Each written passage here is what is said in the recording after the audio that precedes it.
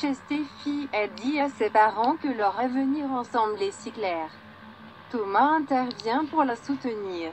Steffi insiste sur le fait que tout ce qu'ils ont à faire est de dire qu'ils s'aiment et qu'ils veulent être ensemble. Taylor et Ridge font des blagues à leur sujet ressemblant à un public reportage. Mais Steffi et Thomas continuent. Finn répond qu'il le voit aussi.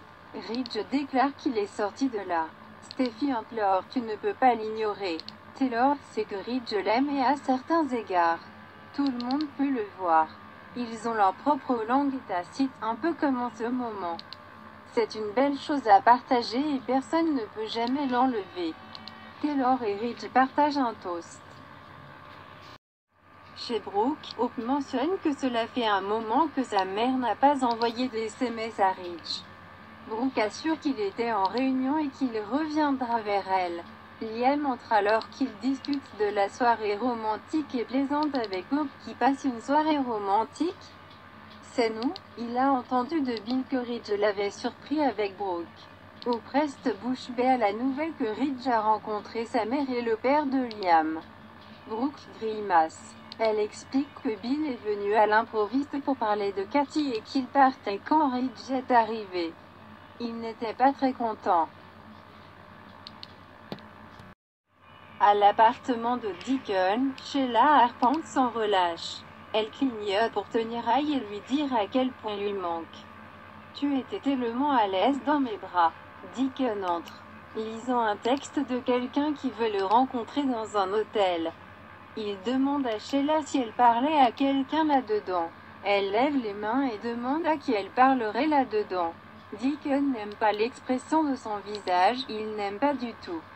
Il demande quelle pensée sombre elle a dans sa jolie petite tête. Sheila fait remarquer qu'il suppose toujours le pire d'elle. Elle pense à son petit-fils. Deacon avertit: ne fais pas ça. Il lui rappelle qu'elle doit rester loin de lui. Deacon exprime ses sentiments sur la nécessité de se cacher des Foresters. Sheila pense qu'il devrait prendre une douche chaude pour laver la morosité et le malheur. Elle l'embrasse. Deacon ne lui permet pas de le distraire et veut savoir ce qu'elle pense. Il la regarde dans les yeux et se rend compte qu'elle refuse d'abandonner l'idée de retrouver Finn et son petit-fils.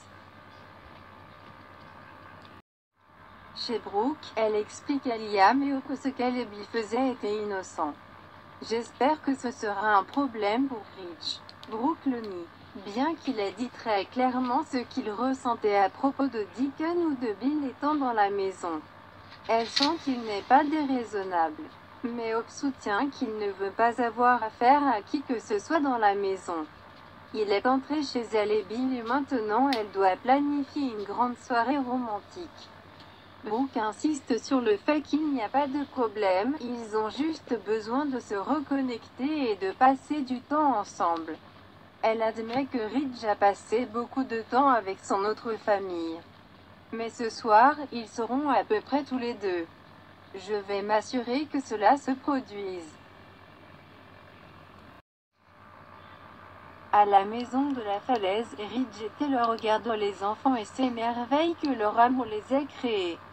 Taylor souhaite qu'elle ne soit pas partie si longtemps. Ridge pense qu'elle les a toujours gardés ensemble. Il dit à Steffi et Thomas qu'ils aiment leur maman, mais c'est compliqué. Steffi et Thomas lui rappellent que tout ce que Brooke fait, c'est le blesser et le laisser tomber. Taylor leur dit d'arrêter de souhaiter la fin de son mariage, ce n'est pas juste. Ridge et Taylor entrent dans la cuisine, où il la complimente sur ses talents de médiateur. Dans le salon, Steffi, Thomas et Finn les regardent. Elle pense qu'ils veulent être ensemble. Ils l'adorent. Elle dit à Thomas que Brooke a fait obstacle à leurs parents assez longtemps. Chez Deacon, il se demande ce qu'il faudra pour que Sheila renonce à ça. Peut-être une fessée, pense-t-il. Il sait à quel point elle aime Finn. Après tout, grognotait-il. Elle l'a pris en otage après lui avoir tiré dessus. Deacon attire Sheila vers lui. Elle déplore l'idée de ne pas pouvoir faire partie de la vie de son fils. Deacon comprend que ça craint, mais tu n'auras pas de relation avec Finn et ton petit-fils. pas maintenant et jamais. Sheila tient son visage et grogne, ne me dis jamais jamais. Deacon et Sheila débattent de son rêve de Pip, et il insiste sur le fait qu'elle doit rester morte pour ne pas aller en prison. Sheila sent qu'elle est juste dans les limbes. Elle se sent piégée dans cette situation où faire partie de la vie de son fils est impossible. Wes, Deacon l'empêche de penser ainsi. Il doit aller voir quelqu'un et l'avertit de rester là et de ne rien faire de fou pendant son absence. Dans la cabine, Hope embrasse Liam et le remercie. Juste d'être lui. Elle sait qu'il n'est pas ravi du temps qu'elle a passé avec Thomas pour voir Douglas. Mais elle parle de la façon dont il est avec sa mère.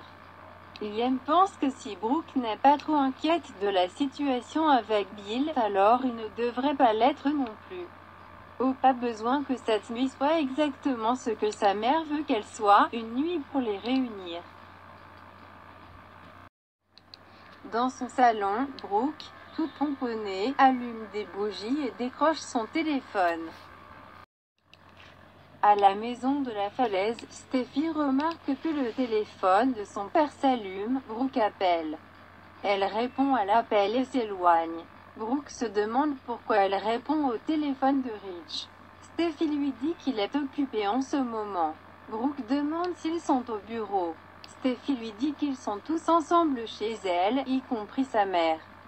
Brooke veut parler à Ridge mais Steffi ne le dérangera pas. Brooke lui rappelle « Je suis sa femme ». Steffi répond « Pas pour longtemps ». Elle explique que Ridge est avec Taylor en ce moment et qu'il rit et s'amuse. Vous pouvez dire à quel point ils s'aiment. Brooke veut qu'il rentre à la maison. Mais Steffi dit qu'il est à la maison. Alors que Brooke proteste, Steffi raccroche au nez. Thomas demande ce que sa sœur fera si Brooke se présente. Steffi s'en fiche, et Ridge doit se concentrer sur sa mère. Elle récapitule à quel point ils sont bons ensemble et dit « Nous devons juste écarter Brooke une fois pour tout ».